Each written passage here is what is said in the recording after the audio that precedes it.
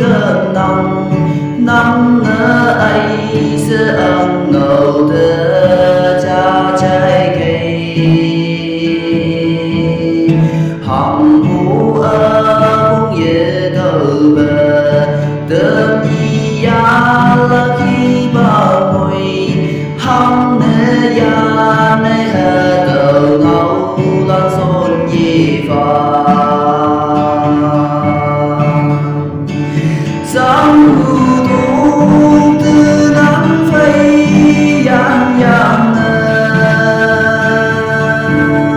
chú đầy cha nuôi sáng nơ giờ thấy yong mây ở lâu chú biết nghĩ à quỳ mong đôi mây ô ở chính cơn yong xuân hà máu mong kề như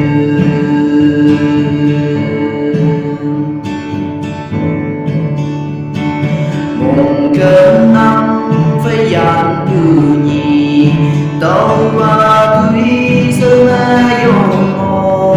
ấy ya mơ bưu một dày bưu ye sương bờ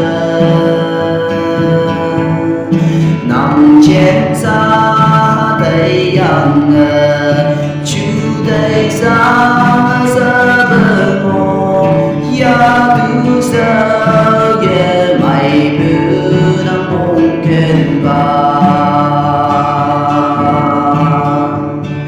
sáng hữu từ nắng phây yang yang chú thầy cha nuôi sáng nơ giờ thấy yong mây ở lâu chú biết nghĩ à quỳ ở mong tôi mây ô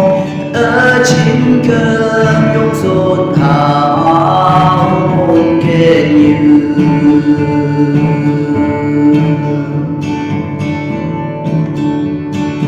hà đông sơn nắng cả đông mờ từ mà chân trong hồ nắng hà quý ni cha yếm trình như cơ la hà đâu khi ban ban ngồi bên đi sẽ đi từ ôm ya mong khen như lấy gì cái trong sự ngộ nơ sáng hữu từ nắng phây yang yang chú thầy cha nuôi sáng nơ giờ thấy yong mây ở lâu chú biết nghĩ à quỳ ở mong tôi mây ô ở chính cơn yong xuân hà máu mong kề như